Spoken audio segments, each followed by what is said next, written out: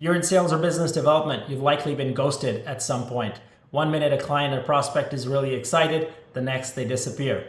It hurts, but there are a couple of things you can do. Number one, to reduce the sting. Number two, to get ghosted less. In terms of reducing the sting, the best idea I have is fill your pipeline up. Each opportunity matters less, and you're always close to that big deal. You've got that hope, so the sting hurts a little bit less.